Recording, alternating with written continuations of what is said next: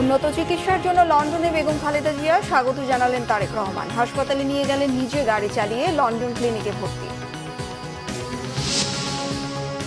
জাতীয় নির্বাচনের পাশাপাশি স্থানীয় সরকার নির্বাচনের প্রস্তুতি নেওয়া হচ্ছে জানালেন প্রধান উপদেষ্টা। ইউরোপীয় বিনিয়োগ ব্যাংকের ভাইস প্রেসিডেন্টের সাক্ষাৎ। শেখ হাসিনার ভিসার মেয়াদ বাড়ালো ভারত, প্রত্যর্পণে দিল্লির জবাবের অপেক্ষায় ঢাকা। ভারতীয় সিদ্ধান্ত ভালোভাবে নেয়নি বাংলাদেশের মানুষ, রিজভির মন্তব্য। পিলখানার বিদ্রোহের ঘটনা তদন্তে গঠিত কমিশনকে নিরপেক্ষভাবে কাজ করার আহ্বান ভুক্তভোগী বিটিআর পরিবারের। শাহবাগে ব্লকেজ কর্মসূচি ঘোষণা। গ্রাউন্ড সিমেন্ট সংবাদ শিরোনাম দেখছিলেন, এবার বিস্তারিত। উন্নত চিকিৎসার জন্য লন্ডন ক্লিনিকে ভর্তি করা হয়েছে বিএনপি চেয়ারপারসন বেগম খালেদা জিয়াকে। এর আগে বাংলাদেশ সময় বুধবার দুপুর 2:55 লন্ডনে হিথ্রো বিমানবন্দরে পৌঁছান বেগম খালেদা জিয়া। বিমানবন্দরে বেগম খালেদা জিয়াকে স্বাগত জানান ছেলে তারেক রহমান, পুত্রবধূ ডাক্তার জুবাইদা রহমান। পরে নিজে গাড়ি চালিয়ে মাকে হাসপাতালে নিয়ে যান তারেক রহমান। লন্ডন ক্লিনিকে খালেদা জিয়ার চিকিৎসা হবে ডাক্তার প্যাট্রিক কেনেডির অধীনে। আরও জানাচ্ছেন জাহাঙ্গীর আকন্দ, সঙ্গে ছিলেন লন্ডন প্রতিনিধি আব্দুল হান্নান।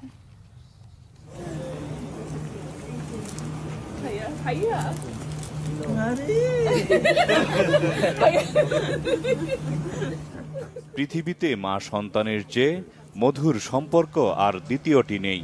আর পরম মমতাময়ী মায়ের সঙ্গে ছেলের দেখা যদি হয় দীর্ঘকাল পর, সেই অন্যরকম অনুভূতি বলার অপেক্ষা রাখে না।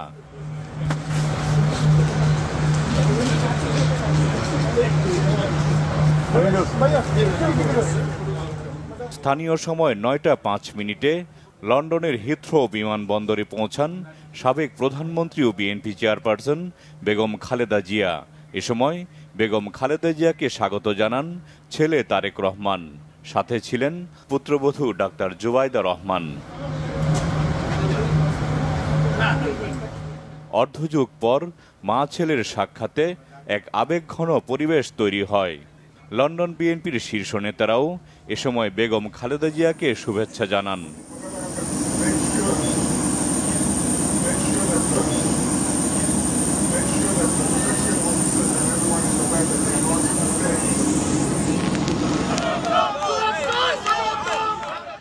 বিমানবন্দরের আনুষ্ঠানিকতা শেষে মা বেগম খালেদা জিয়াকে নিয়ে নিজে গাড়ি চালিয়ে হাসপাতালের উদ্দেশ্যে রওনা দেন তারেক রহমান।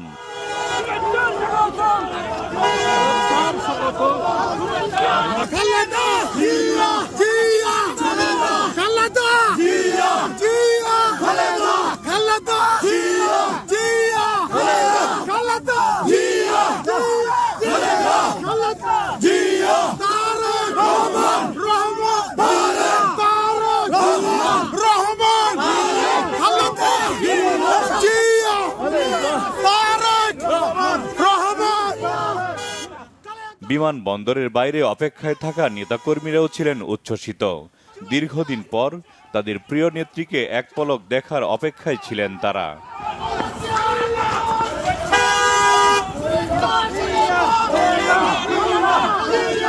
আমরা এটা কল্পনা করি যে ওনাকে দেখতে হয়তো অ্যাম্বুলেন্সে চলে যাবে, দেখা যাবে না, যার জন্য আমরা 2 থেকে 3 ঘন্টা এখানে ঠান্ডার মধ্যে আমরা দাঁড়িয়েছিলাম শুধু নেত্রীকে দেখা যায় যে আমরা দেখেছি। এইটাই আমাদের অনেক বড় প্রাপ্তি। আমরা খুবই আনন্দিত। আমার এটা বলার আমার ভাষা হারিয়ে ফেলেছি। ওনাকে দীর্ঘ 8-10 বছর পর ওনাকে দেখেছি। আমাদের মা স্বৈরাচারী কারাগারিনী থেকে মুক্ত হয়ে সুচিকিৎসার জন্য এই লন্ডনে আসছেন, এইটা আমাদের জন্য ঈদের আনন্দ ভাই। উনিও যেভাবে আবেগে আপ্লুত ছিলেন, আমাদের আবেগের জায়গা দিয়ে আমরা সালাম দিচ্ছি, উনিও আমাদেরকে সালাম দিয়েছেন। আমার দেশনেত্রী বেগম খালেদা জিয়াকে আমরা দেখতে পেরেছি, এক নজর তাতে আমি অত্যন্ত আনন্দিত এবং উৎফুল্লিত। পরে চিকিৎসার জন্য লন্ডন ক্লিনিকে ভর্তি করা হয় বিএনপি চেয়ারপারসন বেগম খালেদা জিয়াকে। সেখানেই আপাতত চলবে বেগম জিয়ার চিকিৎসা। উনি আলহামদুলিল্লাহ এত লম্বা জার্নি করে আসার পর উনি স্টেবল আছে, ওনাকে ভর্তি করা হয়েছে। উনি লন্ডন ক্লিনিকে চিকিৎসাধীন থাকবেন যতদিন এখানকার চিকিৎসকরা মনে করবেন ভর্তি থাকা প্রয়োজন।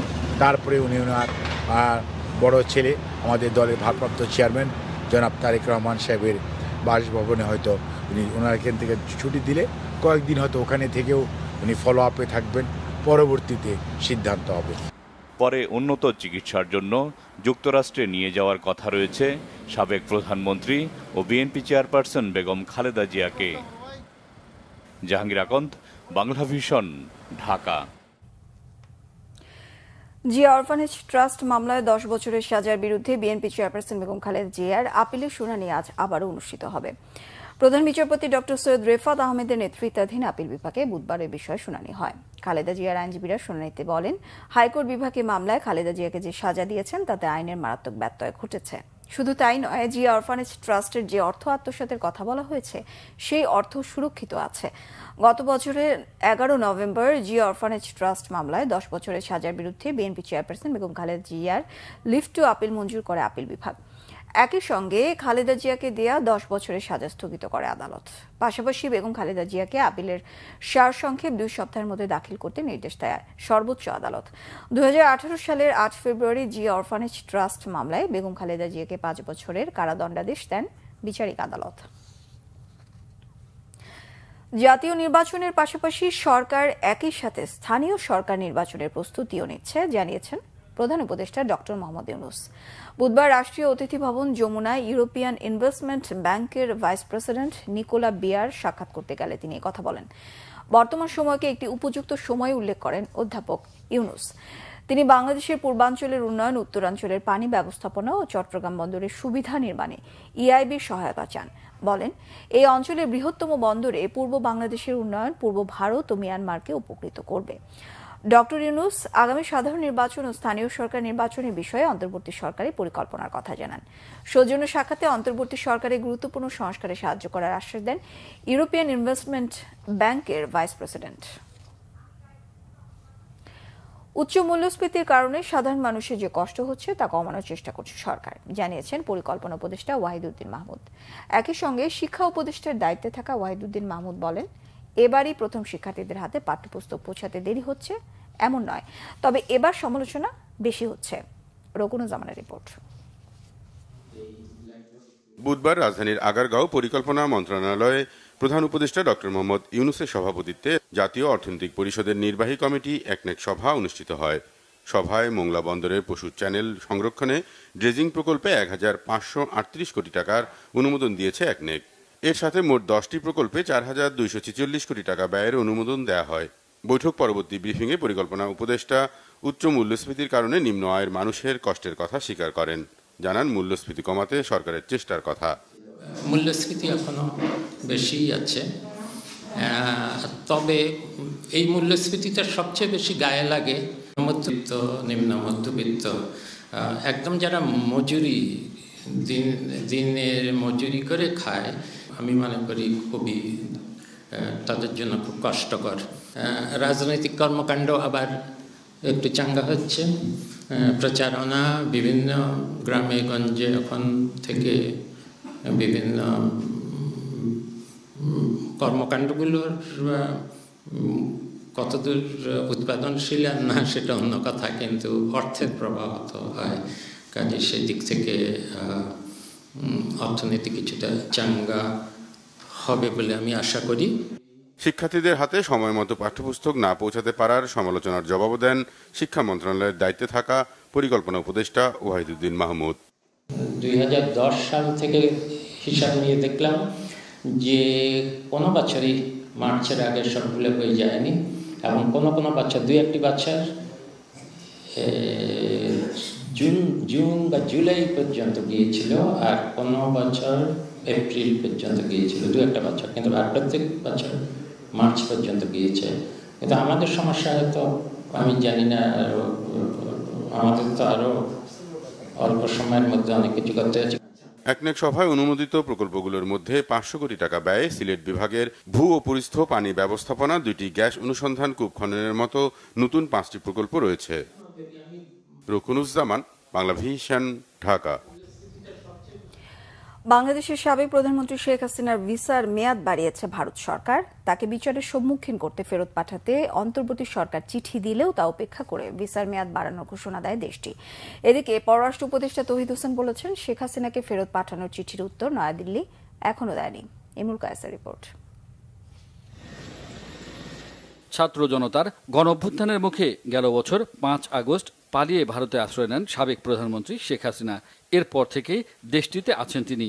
গুম হত্যার অভিযোগে করা মামলাগুলোর বিচারের সম্মুখীন হতে শেখ হাসিনাকে ফেরত পাঠাতে অন্তর্বর্তী সরকার গত 23 ডিসেম্বর ভারতকে চিঠি দেয়, কিন্তু তাতে সাড়া না দিয়ে উল্টো তার ভিসার মেয়াদ বাড়িয়েছে নয়াদিল্লি। ভারত সরকার বলছে হাসিনাকে দেশে ফেরানোর প্রক্রিয়া অন্তর্বর্তী সরকার সঠিকভাবে পালন করেনি এবং ভারতে শরণার্থী আশ্রয়ের জন্য সুনির্দিষ্ট কোনো আইন নেই। শেখ হাসিনার ভিসার মেয়াদ বাড়ানোর ব্যাপারে সরকার কিছু জানে না বলে জানান পররাষ্ট্র উপদেষ্টা। এটা আগে জানতাম না, পত্রিকা দেখে জেনেছি, এটুকুই। আসলে আমার কিছু বলার নেই। জবাব তো পাইনি, এটা আপনারা জানেনই। শেখ হাসিনার বিরুদ্ধে গণঅভ্যুত্থানের সময়ে হত্যাকাণ্ড, গত 16 বছরে গুম, ক্রসফায়ার, পিলখানা হত্যাকাণ্ড ও শাপলা চত্বরে হেফাজত ইসলামের সমাবেশে হত্যাকাণ্ডের মানবতা বিরোধী অপরাধের অভিযোগ রয়েছে। এসব অভিযোগে শেখ হাসিনা, তার মন্ত্রিসভা, বিভিন্ন বাহিনীর প্রধান সহ অনেকের বিরুদ্ধে আন্তর্জাতিক অপরাধ ট্রাইব্যুনালে মামলা চলছে। এদিকে শেখ হাসিনা তার ছেলে সজীব ওয়াজেদ জয়, মেয়ে সাইমা ওয়াজেদ পুতুল, বোন শেখ রেহানা এবং রেহানার ছেলে রাদওয়ান মুজিব সিদ্দিক, মেয়ে টিউলিপ সিদ্দিক ও আজমিনা সিদ্দিকের ব্যাংক হিসাব তলব করা হয়েছে। কেন্দ্রীয় ব্যাংকের আর্থিক গোয়েন্দা বিভাগ, Bangladesh financial intelligence unit BFIU তাদের ব্যাংক হিসাবের তথ্য তলব করেছে। একই সঙ্গে হাসিনা পরিবারের মালিকানাধীন প্রতিষ্ঠানের তথ্য চাওয়া হয়েছে। BFIU ব্যাংক হিসাবের তথ্য তলব করে এরই মধ্যে দেশের সব ব্যাংক ও আর্থিক প্রতিষ্ঠানের কাছে নির্দেশনা পাঠিয়েছে। ইমরুল কায়েস, বাংলা ভিশন, ঢাকা। বিএনপির সিনিয়র যুগ্ম মহাসচিব রুহুল কবির রিজভী বলেছেন, গণহত্যাকারী শেখ হাসিনার ভিসার মেয়াদ বাড়ানোকে বাংলাদেশের মানুষ ভালোভাবে নেয়নি। অন্যদিকে মানুষ যাতে উৎসবমুখর পরিবেশে ভোট দিতে পারে সে পরিবেশ তৈরি করে নির্বাচনের তারিখ ঘোষণা করতে অন্তর্বর্তী সরকারের প্রতি আহ্বান জানান বিএনপি চেয়ারপারসনের উপদেষ্টা জয়নুল আবদিন ফারুক। গ্যালমান শফি রিপোর্ট।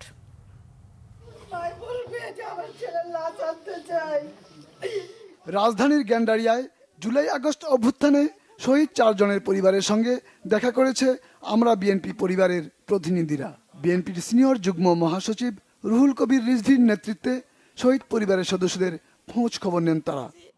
আমার তো ঘুম আসে না, সারা রাত জেগে থাকি, ফজর আজান দেয় না। পরে সাংবাদিকদের সাথে আলাপকালে রুহুল কবির রিজভী জানান, বিএনপির ভারপ্রাপ্ত চেয়ারম্যান তারেক রহমানের নির্দেশে পরিবারগুলোর পাশে রয়েছেন তারা। পলাতক শেখ হাসিনার ভিসার মেয়াদ বাড়ানোয় ভারতের কঠোর সমালোচনা করেন রুহুল কবির রিজভী। ভারত একটি গণতান্ত্রিক রাষ্ট্র, তাদের বোঝা উচিত যে শেখ হাসিনা যে শিশু হত্যাকারী, কিশোর হত্যাকারী এবং তরুণ হত্যাকারী, রিক্সাওয়ালা হত্যাকারী, সিএনজিওয়ালা হত্যাকারী, সেই হত্যাকারীকে একটি গণতান্ত্রিক দেশ কিভাবে তাকে আশ্রয় দিয়ে সেখানে তার ভিসার মেয়াদ বাড়ান, এইটা সারা দেশের বাংলাদেশের মানুষ এটাকে ইতিবাচকভাবে নেয়নি। এদিকে জাতীয় প্রেস ক্লাবে এক আলোচনা সভায় বিএনপির চেয়ারপারসনের উপদেষ্টা জয়নুল আবেদিন ফারুক জানান, বেগম খালেদা জিয়াকে বানোয়াট অভিযোগের মামলায় সাজা দিয়ে বিনা চিকিৎসায় মৃত্যুর মুখে ঠেলে দেওয়া হয়েছে। এর জন্য যারা দায়ী তাদের বিচারের আওতায় আনতে হবে। সংস্কারের নামে নির্বাচন বিলম্বিত হলে দেশে মানুষ মানবে না। সংস্কার করবেন, নির্বাচন বিলম্বিত করবেন, মঈন ফখরুদ্দিন মতো আর একটি দল সৃষ্টি করবেন, বাংলাদেশের মানুষ কোনোদিনও এটা গ্রহণ করবে না। স্পষ্ট বক্তব্য আমার। এত বড় বড় সংস্কার আমার দরকার নেই। সংস্কার যতটুকু প্রয়োজন নির্বাচনের জন্য নিশ্চিতভাবে হুন্ডা গুন্ডা ছাড়া ভোট দিতে যেতে পারি সেই ব্যবস্থা করেন। ভোটের মাধ্যমে যেই ক্ষমতা আসবে সেই রাষ্ট্র পরিচালনা করবে। তিনি বলেন, তারেক রহমানকে নিয়ে এখনো নানা ষড়যন্ত্র চলছে। দেশের বাস্তবতায় তারেক রহমান উদারনীতির রাজনীতির অনন্য উদাহরণ সৃষ্টি করেছে। গেলমান শফি, বাংলা ভিশন, ঢাকা। পিলখানা হত্যাকাণ্ডের ঘটনায় আটক সকল জেল বন্দির মুক্তি, কমিশন গঠনের মাধ্যমে দোষীদের বিরুদ্ধে ব্যবস্থা গ্রহণ ও চাকরিচ্যুতদের ক্ষতিপূরণ সহ পুনর্বহালের দাবিতে আজ শাহবাগ ব্লকেট কর্মসূচি ঘোষণা করেছে আন্দোলনকারীরা। বিস্তারিত জানাচ্ছেন নাবিল জাহাঙ্গীর। 2009 সালের পিলখানা হত্যাকাণ্ডের ঘটনায় কারাগারে বন্দী নিরপরাধ বিডিআর জওয়ানদের মুক্তির দাবিতে রাস্তায় এই ঘটনায় চাকরিচ্যুত বিডিআর সদস্য এবং বন্দী বিডিআর জওয়ানদের পরিবারের সদস্যরা। আমার চাকরি গেল, আমি জেল কাটলাম, আমার অপরাধটা কি? আমাদের বিডিআরদেরকেও তো সেই সরকারের আমলেই মামলা দেওয়া হয়েছে, তাহলে আমরা তো এখনো সেই বৈষম্যেরই শিকার হয়ে আছি। একটা বিদ্রোহ মামলা, ওই মামলা দিয়ে তারা আটকে রাখছে, ওই মামলায় কোনো জামিনও দিচ্ছে না, শুনানিও হচ্ছে না। আমরা চাই আমার আগামীকাল কোর্ট আছে, আগামীকাল যাতে আমাদের ভাইগুলো মুক্ত হাওয়ায় ঘুরুক। বুধবার স্মারকলিপি নিয়ে শহীদ মিনার থেকে প্রধান উপদেষ্টার বাসভবন যমুনার উদ্দেশ্যে তাদের পদযাত্রা কর্মসূচি থাকলেও পুলিশের বাধায় শাহবাগে সারাদিন অবস্থান কর্মসূচি পালন করেন তারা। স্মারকলিপি পৌঁছে দেওয়া হয় প্রধান উপদেষ্টার দপ্তরে। প্রধান উপদেষ্টার পক্ষ থেকে যিনি এসেছিলেন তার কাছ থেকে আশানুরূপ কোনো আশ্বাস আমরা পাইনি। সরকারের পক্ষ থেকে কোনো আশ্বাস না পেয়ে রাতে ঘোষণা দেওয়া হয় নতুন কর্মসূচি। চলমান আন্দোলনের সর্বশেষ এক দফায় আমরা উপনীত হচ্ছি। সকল জেল বন্দীদের মুক্তি এবং প্রকৃতপক্ষ যারা দোষী কমিশনের মাধ্যমে ব্যবস্থা নিতে হবে। আগামীকাল 9 তারিখ কোর্টের মাধ্যমে যদি আমাদের একটি সুষ্ঠু সমাধান না আসে, তাহলে ওই ব্লকেটের পরে আমরা মার্চ টু কোর্ট ঘোষণা দিচ্ছি।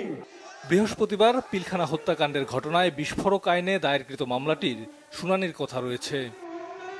নাবিল জাহাঙ্গীর, বাংলা ভিশন, ঢাকা। জাতীয় নাগরিক কমিটির মুখ্য সংগঠক সার্জিস আলম অভিযোগ করেছেন, এখনো সিএনজি ও বাস স্ট্যান্ডে চাঁদাবাজি হচ্ছে। নরসিংদী শিবপুরের ইটাখোলা মোড়ে বুধবার দুপুরে জুলাই ঘোষণাপত্র প্রসঙ্গে সব শ্রেণী পেশার মানুষকে জানাতে এবং ঘোষণাপত্রের 7 দফা অন্তর্ভুক্তির দাবিতে লিফলেট বিতরণকালে এক পথসভায় তিনি আহ্বান জানান। এসব অনিয়মের বিরুদ্ধে প্রতিরোধ গড়ে তোলারও আহ্বান জানান সার্জিস আলম। এদিকে কুমিল্লায় বৈষম্য বিরোধী ছাত্র আন্দোলনের আহ্বায়ক হাসনাত আব্দুল্লাহ বলেছেন, হাসিনার নির্ঘুমের কারণ ছিল কুমিল্লা।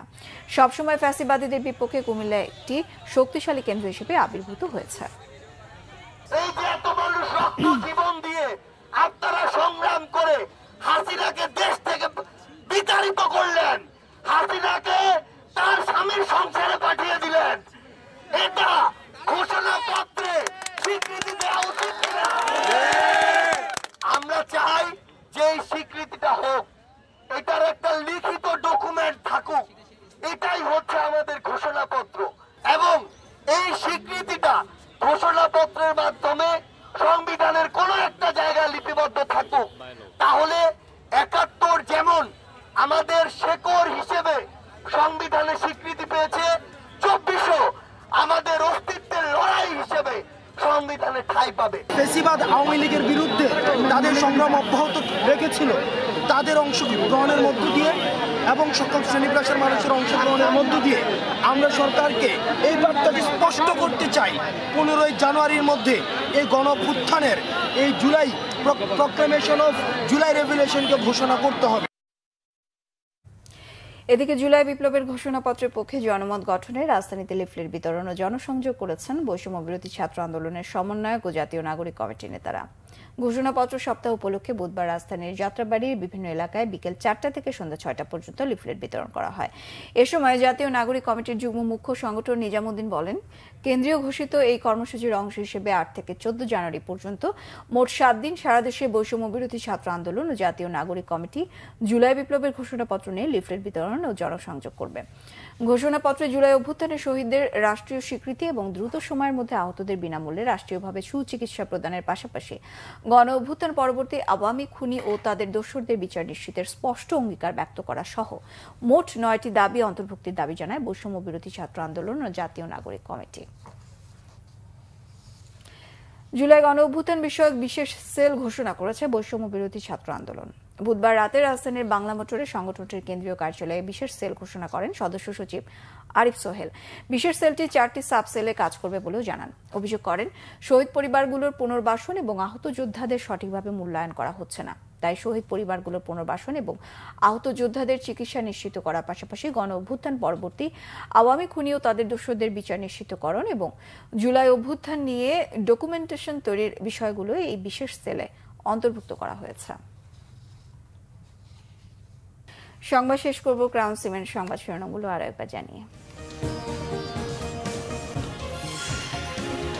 উন্নত চিকিৎসার জন্য লন্ডনে বেগম খালেদা জিয়া স্বাগত জানালেন তারেক রহমান। হাসপাতালে নিয়ে গেলেন নিজে গাড়ি চালিয়ে। লন্ডন ক্লিনিকে ভর্তি। জাতীয় নির্বাচনের পাশাপাশি স্থানীয় সরকার নির্বাচনের প্রস্তুতি নেওয়া হচ্ছে জানালেন প্রধান উপদেষ্টা। ইউরোপীয় বিনিয়োগ ব্যাংকের ভাইস প্রেসিডেন্টের সাক্ষাৎ। শেখ হাসিনার ভিসার মেয়াদ বাড়ালো ভারত। প্রত্যর্পণে দিল্লির জবাবের অপেক্ষায় ঢাকা। ভারতীয় সিদ্ধান্ত ভালোভাবে নেয়নি বাংলাদেশের মানুষ, রিজভির মন্তব্য। পিলখানার বিদ্রোহের ঘটনা তদন্তে গঠিত কমিশনকে নিরপেক্ষভাবে কাজ করার আহ্বান ভুক্তভোগী বিটিআর পরিবারের। শাহবাগে ব্লকেট কর্মসূচি ঘোষণা। এই ছিল এখনকার মতো। পরে সংবাদ সকাল 10টায়, 9টায় থাকছে নিউজ টপ 10 দেখার আমন্ত্রণ রইল। এছাড়া বাংলাভিশন সংবাদ ও সংবাদ সংশ্লিষ্ট অনুষ্ঠান দেখতে ভিজিট করুন www.bbnews24.com ও facebook.com/বাংলাভিশন নিউজ। সাবস্ক্রাইব করুন youtube.com/বাংলাভিশন নিউজ। সঙ্গে থাকায় ধন্যবাদ সবাইকে।